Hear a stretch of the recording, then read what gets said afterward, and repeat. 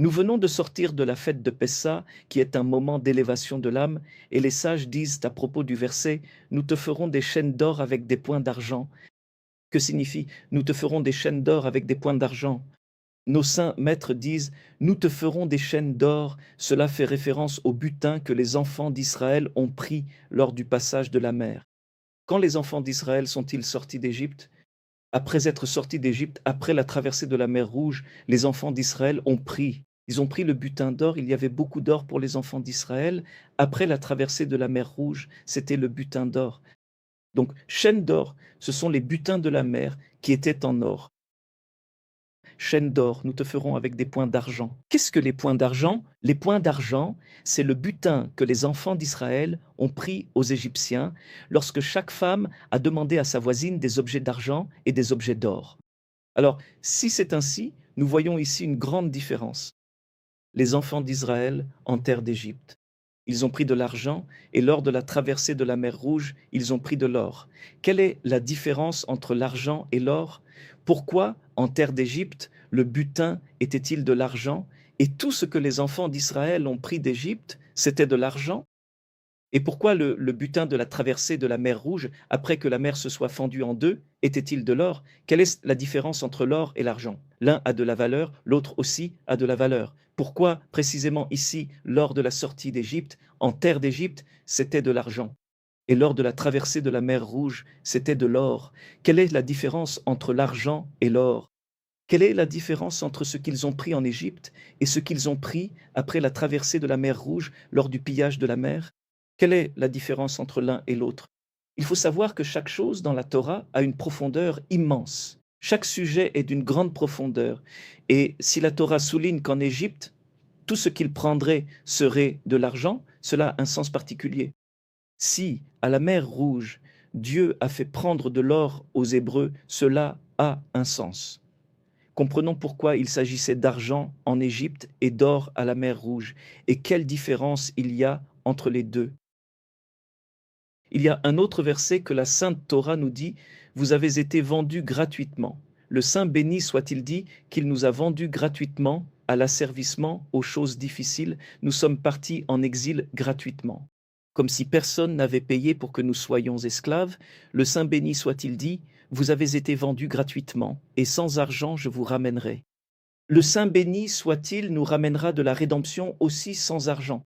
De la même manière qu'il nous a vendus gratuitement, sans argent, il nous ramènera aussi sans paiement, et à ce sujet, notre maître le Hari Akadosh, ainsi que les commentateurs, disent « c'est avec de l'or qu'il nous ramènera ». Pas avec de l'argent, sans argent, pas avec de l'argent, mais avec de l'or, le Saint béni soit-il nous ramènera. Si c'est ainsi, il faut aussi comprendre ce verset, sa profondeur. Des choses sublimes et extrêmement importantes sont cachées ici. Le Saint béni soit-il dit qu'il nous a vendus sans argent. Le Saint béni soit-il nous a emmenés en exil, en esclavage, nous sommes descendus dans les choses les plus basses sans argent. Le Saint béni soit-il nous a vendus sans argent. Et le Saint béni soit-il nous ramènera aussi de l'exil sans argent. Il nous ramènera aussi, il nous prendra sans argent. À ce sujet, notre maître le Hari et les commentateurs disent sans argent, mais c'est avec de l'or qu'il nous ramènera. Que signifie il nous ramènera avec de l'or? Pourquoi précisément avec de l'or nous ramènera-t-il? Quelle est la différence entre l'or et l'argent? Alors, lorsque le Saint béni soit-il nous a jetés comme esclaves et nous a vendus comme esclaves, cela se comprend. Pourquoi? Parce que nous n'étions pas sur le chemin de Dieu et nous ne marchions pas dans la voie de Dieu. Et lorsque l'on ne suit pas la voie de Dieu, alors le Saint béni soit-il, toute la providence se retire de l'homme. Toute la providence se retire de l'homme.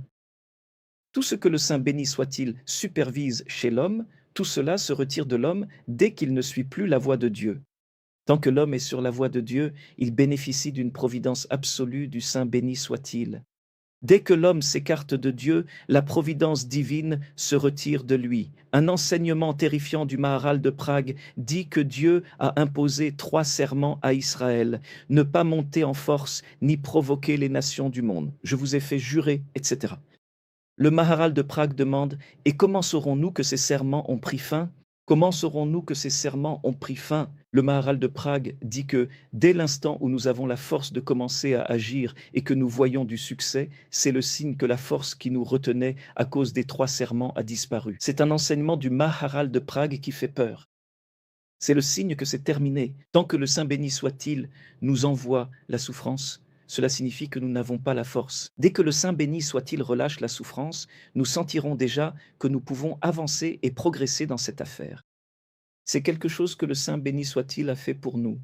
Nous avons commis des fautes, la force du Saint béni soit-il nous a quittés, et alors nous avons été vendus pour rien, comme si on nous avait vendus gratuitement.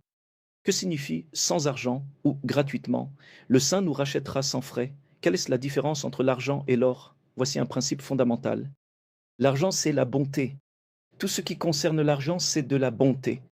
L'or, c'est la rigueur. Tout ce qu'il y a dans le monde, toute conduite, l'autel d'or, c'est la rigueur, l'or c'est la rigueur. Le jour de Kippour, on ne porte pas d'or, car c'est la rigueur. Cela rappelle la faute du veau d'or, la rigueur, l'or c'est la rigueur, l'argent c'est la bonté. Le Saint béni soit-il dit, je vous ai vendu sans argent, comme si vous ne vous étiez pas bien comporté, il n'y avait pas de bonté, rien pour vous soutenir, le Saint béni soit-il nous a, pour ainsi dire, vendus sans argent, mais le Saint béni soit-il nous ramènera aussi. Sans argent, pas par la bonté, mais par l'or, par la rigueur. Le Saint béni soit-il nous ramènera de l'exil avec rigueur, par la rigueur, le Saint béni soit-il nous ramènera de l'exil, car c'est fini, nous avons traversé l'exil, nous avons traversé la souffrance, le peuple d'Israël sera pur et propre, et le Saint béni soit-il, par la rigueur, nous ramènera de l'exil. Ainsi, l'or représente la rigueur, l'argent représente la miséricorde. Le Saint béni soit-il ramènera le peuple d'Israël non pas par la bonté, mais par la miséricorde.